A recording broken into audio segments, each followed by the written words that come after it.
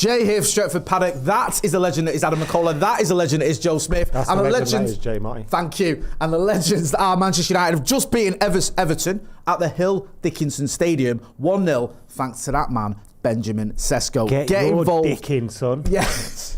What? Be careful where that ends. Yeah. Get involved in the chat in the comments. Let us know what you think. We're here. We're live. I mean, Macca, do you know what? I'm going to say it. It feels like United have I'll say it with you. What? Well, I'm not saying... Oh, right. Sorry, yeah. 21 is coming. Yeah. Joe, 8 points in April, bro. Yeah. I told you this. Yeah. Do you still think there's a chance? We're 8 points behind Man City. Yeah. Whoever blinks first, if they drop points before we do, it's 100%. And they've got to play each other, Arsenal and City. Yeah. If City drop points before we do, it's 100% title race. And if we drop points before they do, we're probably out of it. But at the moment, that hasn't happened. And Villa and Chelsea have both drawn, and we've won. So we've gained 2 points on them, or pulled away 2 from Chelsea, gained 2 on Villa. Liverpool are on our tail still, but it's going to be tight around there.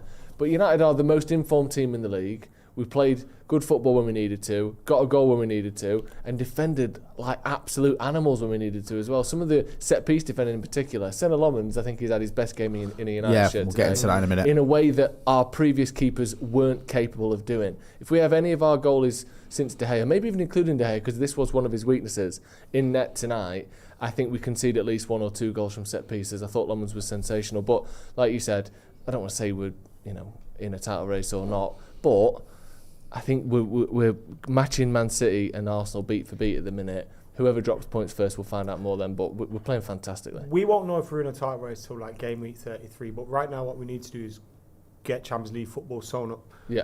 Chelsea drop points, Villa drop points, we've managed to capitalise on that. Liverpool get, I don't know what kind of decision they got, but they get a late absolute goal. travesty. And they win their game. It would have been easy for us to kind of go, Everton's a difficult place to go, a point's a good result, which it was. I was ready to accept the point before this game kicked off today because it extends our lead on Chelsea a little bit. But getting the 3 points was massively important. And then you've obviously spoken about Sen Lamen, who was fantastic. But I think you've got to give big credit to the defenders in front of him as well. That's not to take anything from Sen. But I thought Lenny Yoro, who made his first start in a while, first start under Michael Carrick today, I thought he was excellent when he came on at West Ham with 2 recovery challenges that kind of kept us at 1-1 or 1-0 or whatever it was at that time. And then today his performance where, especially under Amorim, there was a few times where, look, I don't think he was helped by the 3 at the back, but there was a few times where Lenny Yoro got physically done or done for pace. Like, those were 2 things that worried me. Physicality, pace at times. I think the pace thing, we addressed that by getting him in the middle of a back 4. I think the pace issue's gone because he is quite quick, but I just think in wider areas when you're coming up against wingers and stuff like that, you're in a world of pain, especially as a centre-back. But then in terms of his physicality today, he had Tarkowski constantly trying to bully him. And that's what I don't mean it in a, like a school. I mean, like, physically he was trying to bully him. Yeah. Every one of those corners. He was trying to get him and like trying to cause issues. And like you just said, there's been times where when Manchester United faced that physicality and that a few of our players will crumble. And Lenny Yoro, I don't know when Lisandro Martinez was announced that he was injured. He's obviously come into this team a little bit late.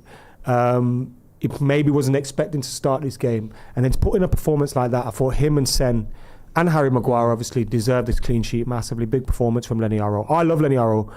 And I've always been a little bit scared that maybe we wouldn't get to see the best of him at United and maybe he'd go on and fulfill his potential elsewhere. But he's someone we got to build this team around. Him, Kobbie Mainoo, the likes of them. And it was a big, big performance. No, I remember in Bilbao, he's one of the few that actually emerged with any credit in that final against Spurs. I thought he played well in what was a pretty abject performance. And it's a shame, I agree with what you say, Mac, about he's struggled a little bit at times this season and didn't look comfortable, and you worry a little bit, but he was absolutely fantastic today. Senna Lomans has said, we knew that corners and set pieces were going to be really different, but that is one of my strengths. Loads of people in the chat. Get involved in the chat in the comments. Chris Brown Design says Cesco was mint, but tonight was all about Lomans. Arc MU says Lomans saves them balls so much, I'm in love. Mac has obviously mentioned Lomans and Yoro, but Joe, I just want to ask you, because you were talking about him the other day, Senna Lomans, and I think you said one of the biggest compliments I can pay him is I don't think about him much, whereas with Ali Bayandere and Andre Onana, you were sort of in a constant state of agitation and stress. But tonight we did think about him a lot because he had a hell of a lot to do. And he makes it look relatively easy, doesn't he? He's not like always sort of going for the spectacular. He holds on to a lot of crosses and shots that other keepers will be punching and stuff like that. I thought tonight was probably his best performance in a United shirt. Yeah, I agree. It's amazing, isn't it, how like the type of assignment can vary so drastically in the Premier League. When you think about some of the great performances, I'm not putting this up there as one of the great performances, but like De Gea against Arsenal, whatever, it's just save after save after save, reaction. Tonight from Lommers was like almost two different positions entirely, wasn't it? It's high claims, it's fighting through crowds, it's punching the ball away, a couple of really nice catches in there as well, and the difference as well where a catch and a palm or a punch, the amount that just eases all the pressure. There was one where I think it was Ndiaye across the ball and then he claimed it high at the back post and held on to it. There was a shot early in the second half where he goes up to his right and catches it and holds on to it. The difference there between just spilling it back into your box and bringing it down into your chest completely changes the flow of the game and obviously helps United when we're keeping possession. I thought it was brilliant. And the demeanour of him is so sort of important to the whole way that he plays. Like you said, it never seemed like it was too much for him. He never seemed like he was getting too giddy or too excited or too stressed, or how Ramsdale or keepers like that, or Dean Henderson, where you look like every time they make a save, it's like, oh, what a moment, this is amazing. Jordan Pickford did it early doors, didn't he? Pickford, where he was cheering example. And screaming and going on like he just won the World Cup. When Tarkowski cleared one off the line for him because he's let it slip through his hands. Right, and Lommers doesn't do that. He's the complete what you want to see from a goalkeeper, which is he does the right thing almost every time and doesn't make a fuss about it. So you think in your head the next time he's going to do the right thing as well because he's not got this huge adrenaline spike because he's just made a good save. The calmness that he has and then the ability to do probably 7, 8, 9, maybe 10 claims, catches, saves, punches today, just phenomenal. Like you said, it's rare that he's one of the sort of main characters of a game, but he absolutely was today, and he was fantastic. Yeah, there's a lot of comments as you'd expect. Ran Burkowski, get all the comments in. Says 80 million quid. Lommans is the signing of the summer. Rohan Singh, Yoro was good, Delo was good. The whole back line was solid. Yeah, I agree with that. I thought we were losing Martinez as well. Was a bit of a blow, but like you say, Maka, Yoro to step up. Brown Knight says Yoro had huge shoes to fill with Leacher out, but he did well. Maka, man who got the winner, Benjamin Cesco. I mean, he's been on the bench every game for Michael Carrick. He keeps coming off the bench and scoring goals. I mean, you just can't fault him, can you? His attitude, the finishing, everything about him. He's just doing everything right. Yeah, and I think you have to give first and foremost big credit to Benjamin Cesco for turning up and still wanting it and not getting disheartened by being on the bench. I know it's easy for players kind of their heads to drop, or the manager doesn't love me kind of thing, and he knows he's got a job to do. And I think you also need to give Carrick credit for that as well. Because I think there's been time, I can't remember what game it was where Cesco didn't start, we had a good result, and you can see Carrick kind of chatting to him and getting into his ear. And when Carrick, was the Arsenal game, he had a chat with him after he was the kind Emirates. of just clapping when he was there, and then Carrick speaks to him and Carrick leaves, and Cesco all of a sudden looks a little bit happier, and he looks a little bit lighter. And I think his performances have been good. He's got 6 goals in the last 7 appearances now for United. 2 of them have been starts. He's coming in, he's looking sharp. He could have had a second today as well. A bit unfortunate when he tried to take it around Pickford. But the finish today was first time finish into the corner. You never really doubted him. You look at the finish against West Ham, his goals against Burnley as well. I think he's showing he has all sorts of different goals in his catalogue. A crucial goal against Fulham. We forget about I think the last 3 is that the last 3 games? Fulham, Spurs. The Spurs game in between. Spurs in between. But, but you look at the Everton games, Fulham, the West Ham, and Fulham. Yeah, and an equaliser against West Ham. That's 7 points that he's put on the board for us. Basically, I know it's not just him, but these are big goals, aren't they? At the end of the season, I think one of the sort of carrots you can say at Cesco is, look, if you get us into the Champions League, you are going to play a lot next season. You are going to be starting a lot next season. So there's always the incentive to do well. I do think it was crying out for him to start today, though. Yeah, I think he'll start the weekend, I think. And I think Cunha ended the game really well. He always does, though, doesn't he? He has a really nice last 10 minutes. His performance, so maybe bring Cunha off the bench. Yeah. Well, you've got the game on Sunday, and then you've got the game, is it Wednesday? Yeah. So they're quite close together, aren't they? We've got 2 close games now. So I think it's time for Cesco to start, because I think you need to mix it up a little bit. I'll go through some of the chat stat for you, and Jake. The comments. Go on, give me a stat. I love a stat. Let me think of it again once. He's coming up with it. Just analysing all the games that have taken place over the last 2 months. Rain Man. analysing. No football player has scored more non-penalty goals in the Premier League than Benjamin Cesco in this calendar year. And that's a fantastic His stat. goals Your per minute. memory, mate, is ridiculous. How you do that, and I don't even need to check that because I know it's true. Yeah. I know that your memory's that good. It. I got another stat. Go on, I love stats. No other goalkeeper has kept a clean sheet today In the Premier League. in the Premier League. Wow, History. I mean that is In phenomenal. Premier League His goals per minute must be insane in that run as well. Yeah, Max is going to think about that. Well, before today, he had played work it out. 245 minutes in those 6 games. Right, so I don't So know. how many did he play today? 35 extra, I think. So what's that? 280. 280 minutes. You got 6 goals in 280 minutes. Go on. About 42 minutes a goal. That's right? that's Something like that, yeah. ridiculous. Do 280 divided by 6. We'll get there. Arc MU even says Lomond saves them balls so much. I'm in love. Burnside is back. Says stat. You read that one out. You just love reading that. Sorry. I just love saying that word. 46.6. Mate. There you go. Burnside is back. Should be a stat for expected goalkeeping. I swear. The confidence normal goalkeeping next year is priceless. Massive for the back line. If Irfan Riaz says confidence from the back breathes through the team. Hands up for the Panther. Finally broke down low block. We saw with Nuno and now Moyes. This is modern Premier League. Part of the bus like cowards. Foul players and set pieces must be banned. Anti-football and infuriating rules need changing. McKola, I feel like you've got something to say. Go on. It's actually 298 minutes. My maths is a little bit off. He scored 6 goals, and that's 49.6 minutes per goal. I bet Statman Dave shitting himself. That is Funny absolutely that ridiculous. We talk about breaking down a low block there when actually our goal came from us low block counter-attacking. Like when we actually sat back and then counter-attacked is when we looked most dangerous. Which obviously it's hard to do, break down a team that's sat on the edge of their own box defending really well. It's not easy, but weirdly we sort of switched it up and then we looked more dangerous towards the end of the game. Isn't it mad how much better the signings have been recently? Like you look at Ineos, they've got that right. like I'm listening. I've been quite critical of Ineos. Everyone, most of us have. Fuck Jim Ratcliffe. But 100%. But like the goalkeeper, Cesco, Phenomenal. and Bumo, Cunha, like Delit even. like you know what I mean? Yoro. You know what I mean? Like you can argue maybe Ugarte it's not worked out, but look, like I mean Mazraoui's been a bargain, hasn't he? Yeah. An absolute bargain. 13 million quid or something, Do you know what I mean? It's so refreshing to see that United because usually there's like an £80 million elephant in the room where you're going for fuck's sake. Yeah. But there isn't. I can't think of anything like that at the minute. It's just been like, and not just decent signings. Like tonight, you've seen it. Absolutely. Well, Cesco on double digits this season yet? I'll find out. Question for you two. Go on, love questions, mate. Question. Has there been anything, like, obviously we won 1-0 today, we're all happy. Yeah. The performance against West Ham as well. And look, this is devil's advocate. I don't mean anything by this. Go on. But is there anything that you've not been happy with or you think we could do better at? Because today the performance wasn't perfect. The performance against West Ham wasn't perfect.